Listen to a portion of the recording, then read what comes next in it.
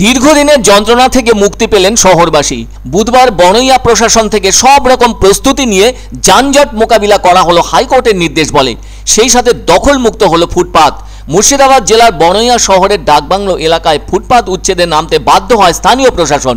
প্রসঙ্গত বলা দরকার, ডাকবাংলো চৌমাথা থেকে স্টেট ব্যাংক রোডের দুধারে ফুটপাত ও বিভিন্ন দোকান ব্যবসায়ীদের আধিপত্য বিস্তারে দীর্ঘ বছর ধরে যানজটের মুখে পড়ে কাহিল হয়ে উঠছিলেন বনইয়া শহরের মানুষজন। হয়তো প্রশাসন থেকে নিশ্চয়ই ব্যবসায়ীদেরকে সতর্ক করা হয়েছিল, কিন্তু তারা কোনো কথা শোনেননি। অনেকটা না শোনার ভান করে আসছিলেন বলে অভিযোগ উঠছিল। দিনকে দিন দোকান ব্যবসায়ীরা তাদের সামগ্রী ফুটপাতের উপর সাজিয়ে রাখায় চলাচলের পথ রুদ্ধ হয়ে পড়ে, যার ফলে শহরবাসীরা জেনে গিয়েছিলেন ওই ফুটপাত ব্যবসায়ীদের জন্যই করা হয়েছে, কোনোভাবেই তা সাধারণ মানুষের জন্য নয়। আর তাই মূল রাস্তার ভেতর দিয়ে শহরবাসীদের যাতায়াতের জন্য স্বাভাবিক হয়ে উঠছিল।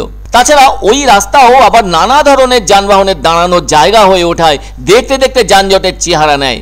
এভাবে দিনকে দিন পরিস্থিতি কঠিন হয়ে ওঠে। শত শত অসুবিধে হলেও তাতে কারোরই কোনো মাথা ব্যথা ছিল না।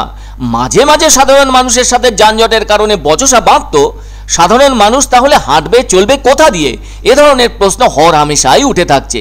কিন্তু এমন অবস্থা থেকে কোনো মুক্তি ছিল না পথচারী থেকে সাধারণ মানুষের। বিচক্ষণ মানুষজন মাঝে মধ্যে প্রশাসনের কাছে লিখিতভাবে এবং মৌখিকভাবে যানজট সমস্যা নিয়ে জানিয়েছিলেন, কিন্তু তাতেও প্রশাসনের পক্ষ থেকে কোনো রকম উপযুক্ত ব্যবস্থা নেওয়া হয়নি বলে অভিযোগ রয়েছে। আর এমন অবস্থা কিন্তু অনেক বছরের। মূল রাস্তার একটা অংশ টোটো সহ রিক্সা লচিমন আটকে দিয়ে থাকে। এছাড়াও নানা ধরনের বাস তো যাত্রী তোলার জন্য দাঁড়ায়। সব মিলিয়ে দোকানের সামগ্রীর ভিড়, রিক্সা লচিমন টোটোর সারি যানজটের বড় কারণ হয়ে দাঁড়িয়েছে। তখন থেকে সাধারণ মানুষ বলে আসছেন, কবে কাটবে এই যানজট? সদুত্তর সেভাবে মেলেনি। আবার যে বাজার আছে সেখানেও যানজট। বনইয়া ব্লক অফিস থেকে ঢিলছোঁড়া দূরত্বে ওই ডাকবাংলো চৌরাস্তার মোড়। কান্দি, পানুটিয়া ও বনইয়া পাঁচথুপি রাজ্য সড়কের ওই মোড়কে ঘিরেই ডাকবাংলো বাজার এখন বনইয়া ব্লকের প্রধান বাজারে রূপ নিয়েছে। আর ওই বাজারের উপর বনইয়া ব্লকের সিংহভাগ মানুষ কেনাকাটা করে থাকেন। মুশকিলটা হলো রাজ্য সড়কের দুধারে অজস্র ছোট বড় দোকান। সেই সব দোকানদারদের দোকান সামগ্রী দিয়েই ভরে যায় ফুটপাতের শরীর। প্রশ্ন ওঠে, ফুটপাত তুমি কার? তাই এবার আর মৌখিকভাবে যানজট সমস্যা কাটানোর কথা বলা নয়। প্রশাসনের পক্ষ থেকে এবার হাইকোর্টের কাছে আবেদন জানানো হয়েছিল। তাতে হাইকোর্টের নির্দেশ আসে প্রশাসনের হাতে। ফলে কোমর বেঁধে নেমে যায় প্রশাসন। অনেক দেরি হয়েছে, সব সহ্যের সীমা পার হয়ে গেছে। তাই আর কোনো অজুহাত শোনা নয়, সরাসরি উচ্ছেদে নামা। তবে এর আগেও প্রশাসনের পক্ষ থেকে ওই এলাকার সমস্ত ছোট ব্যবসায়ীদের ডেকে ওই স্থান খালি করার নির্দেশ দেওয়া হয়েছিল, কিন্তু তারপরও ব্যবসায়ীরা রাস্তার পাশ থেকে উঠতে চাইছিলেন না।